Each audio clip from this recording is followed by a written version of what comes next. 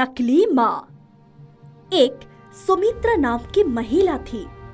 विवाह के कई साल के बाद भी उसके कोई संतान नहीं थी। इस बात का दुख उसे हर दम सताया करता था। बहुत इलाज करने के बाद भी उसे कामयाबी नहीं मिली। एक बार की बात है, सुमित्रा के पड़ोस में रहने वाली रोशनी नाम की महिला गर्भवती थी। सुमित्रा रोशनी का ख्याल बहुत अच्छे से रखा करती थी। 9 महीने बाद जब सुमित्रा को बच्चे की किलकारियां सुनाई पड़ी तो बहुत खुश हो गई। वो तुरंत रोशनी के पास आई और उसके बच्चे को अपने हाथ में उठा लिया और उसे बहुत प्यार करने लगी। सुमित्रा भी रोशनी के साथ कुछ दिन के लिए वहीं रुक गई। सुमित्रा रोशनी और उसके बच्चे का ख्याल रखने लगी। अब वो दिन आया जिस दिन रोशनी को वापस अपने घर जाना था।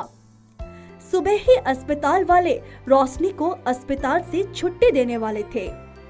सुमित्रा ने सोचा, अब तो ये हर वक्त रोशनी के साथ ही रहेगा। रोशनी के बच्चे से अलग होने की बात सोचकर ही सुमित्रा उदास हो गई। रोशनी गहरी नींद में सो रही थी। तभी सुमित्रा ने उसके बच्चे को सबकी आंख बचाकर गोद में उठाया और ले जाकर अपने पति को दे दिया।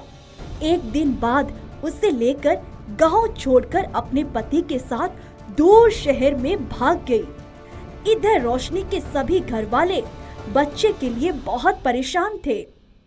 बच्चे की तलाश की गई पर सफलता नहीं मिली। कई साल इसी तरह बीत गए। सुमित्रा शहर जाकर रहने लगी थी।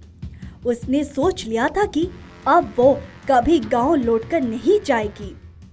7 साल के बाद सुमित्रा को बहुत ही करीबी रिश्तेदार की शादी में शामिल होने के लिए वापस गांव जाना पड़ा। सुमित्रा अपने बेटे राहुल को लेकर गांव चली गई। राहुल को लेकर वो शादी में पहुंची। जब रिश्तेदार ने सुमित्रा से राहुल के बारे में पूछा तो सुमित्रा ने उन्हें बताया कि उसने राहुल को गोद लिया है। माँ, सभी कह रहे हैं आपने मुझे गोद लिया है, फिर कौन है मेरी असली माँ? राहुल, ये क्या बोल रही हो? तुम गोद लिए बच्चे नहीं हो, मेरे अपने बच्चे हो। अब जाओ, जाकर खेलो। जिस शादी में सुमित्रा आई उसी शादी में सुमित्रा के रिश्तेदारों ने रोशनी को भी बुलाया था। रोशनी को देखकर सुमित्रा बहुत डर गई और हड़बड़ी में वहां से भागने लगी। तभी उसकी टक्कर रोशनी से हो गई। माफ कीजिएगा, मेरा ध्यान कहीं और था। अरे सुनिए, रुकिए, आपका कुछ सामान नीचे गिर गया है। अरे अरे सुमित्रा, तुमने मुझे पहचाना नहीं? हाँ, पहचान गई। अब कैसे हो तुम? ये तुम्हारा बेटा है? हाँ, मेरा ही बेटा है। इसका नाम राहुल है। 7 साल का हो गया है। सुमित्रा, 7 साल पहले मेरा बेटा भी पैदा हुआ था और खो गया। तब तुम मेरे साथ थी और गर्भवती भी नहीं थी। अब मैंने इसे गोद लिया है। राहुल साथ खड़ा होकर सब सुन रहा था। रोशनी ने उसे ध्यान से देखा और उसके गले के पास काले निशान को देखने लगी। राहुल के गले के पास काला निशान कब से है? राहुल, अपना पैर उठाओ। उसके तलवे में काला तिल भी थे। अब बचपन से है? मेरे बच्चे के गले के पास ऐसा ही निशान और पेट के तलवे में काला तिल भी था। तुम कहना क्या चाहती हो? राहुल का चेहरा और बाल भी मेरे पति के जैसे ही है। रोशनी के पति भी वहां आ गए। राहुल को देखकर उन्हें विश्वास हो गया कि यह उनका ही पुत्र है। सुमित्रा के चेहरा का रंग बदल गया था। ये मेरा बच्चा है, इसे मेरे हवाले कर दो। नहीं, ये मेरा राहुल है। ये सारा मामला गांव के सरपंच के पास पहुंच गया। सरपंच जी, इसने मेरे बच्चे को चुराया है।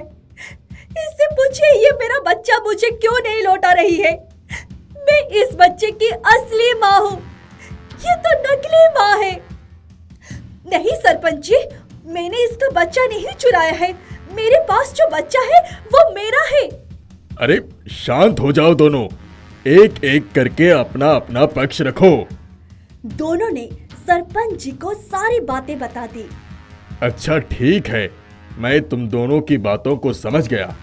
एक काम करो, तुम दोनों के पास जितनी भी संपत्ति है तुम वो इस बच्चे के नाम कर दो। जी सरपंच जी, आप जैसा चाहे मैं वैसा ही करूंगी। मैं तैयार हूँ। रोशनी ने सोचा जो मेरा है वो तो मेरे बच्चे का ही है, इसीलिए वो अपनी सारी संपत्ति अपने बेटे के नाम करने को तैयार हो गए।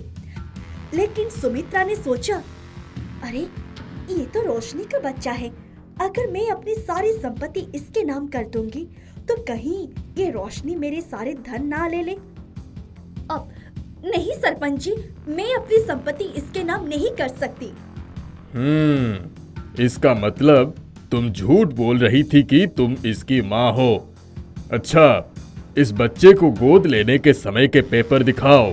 अब पेपर नहीं है।